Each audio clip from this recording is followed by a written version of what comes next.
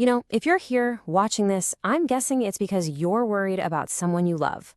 You've seen a change, something just feels off, and you're looking for answers. I get it. And in the next few minutes, we're going to walk through this together. And that's the question, isn't it? The one that can keep you up at night. Is this just normal teenage stuff, or is it a sign of a much deeper problem? That uncertainty, it can feel paralyzing, but you're in the right place to get some real clarity. Okay, so to really get a handle on this, we've got to start at the beginning. We first need to define what we're actually talking about. Let's build a clear foundation so we're all on the same page. So here's the official definition. I know, it sounds a little academic, a little clinical, but the idea behind it is simple. These are actions with really serious potential consequences. We're not talking about small slip-ups. We're talking about choices that can genuinely change the direction of someone's life. And this is what we're actually talking about in the real world. Things like substance use, alcohol, drugs, even vaping, dangerous driving, getting into fights. It also includes things that might be more hidden, like self-harm or eating disorders. Suddenly, that abstract definition feels a lot more real, doesn't it? Now, here's maybe the most important question of all. Why? Why do smart kids, good kids, start doing these things? It's so easy to think it's about defiance or bad character, but honestly, the science of the teenage brain tells a much more complicated and a much more compassionate story. A great way to think about the teen brain is to imagine a car. You've got the gas pedal. That's the limbic system. It's the part that seeks rewards, excitement, and thrills.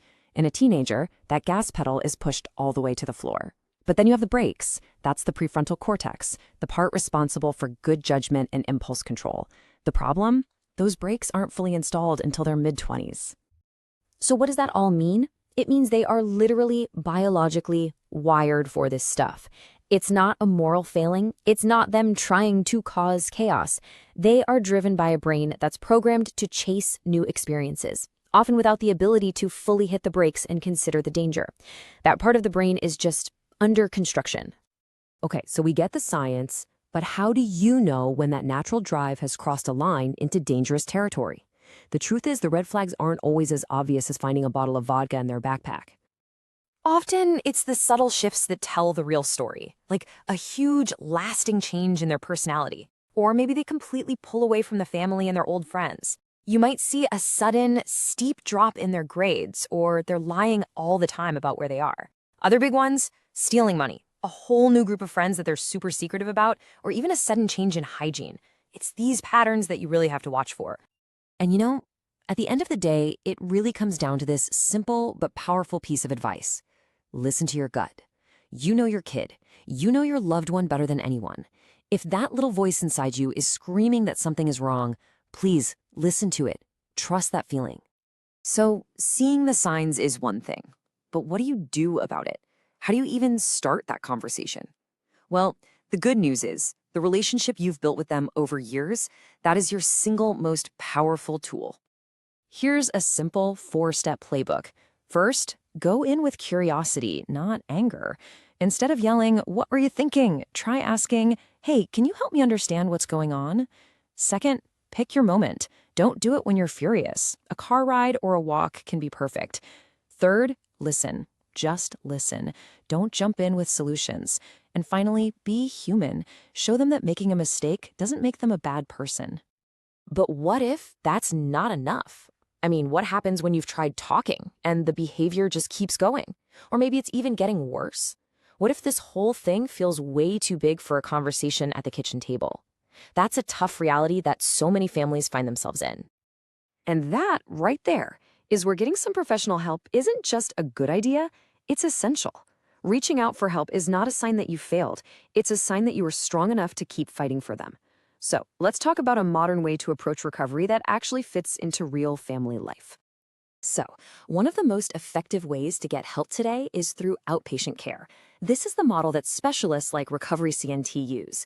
And what it means is your loved one gets expert professional care while still living at home, still going to school or work, without having to blow up your family's entire life. It takes away one of the biggest roadblocks to getting help. And the benefits are just huge. I mean, think about it. They get to stay home. life doesn't come to a total standstill. They can actually practice the new skills they're learning in the real world right away. Their support system, you, is right there with them. And the care is personalized in a small setting where they're not just another number. And look, don't just take my word for it. Listen to what this parent, JR, had to say. The program's outpatient approach has more success because patients are taught in a more stress-free setting instead of 24-hour confinement.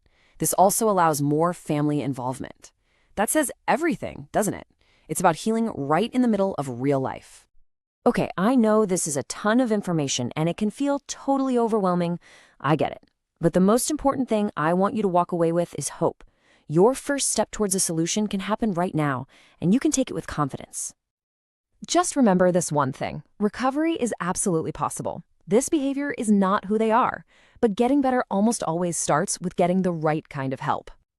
And please, if you hear nothing else, hear this. You are not alone in this. So many families are going through this exact same thing. There are people who understand what you're facing, and confidential, compassionate help is out there, waiting for you right now. You can take that first step right now. Call RecoveryCNT. They'll do a completely confidential assessment. The number is 1-732-484-9661. Let me say that again, just so you have it. 1-732-484-9661. Or you can find them online at RecoveryCNT.com. Making that call, it's not giving up. It's the first step to getting your loved one back.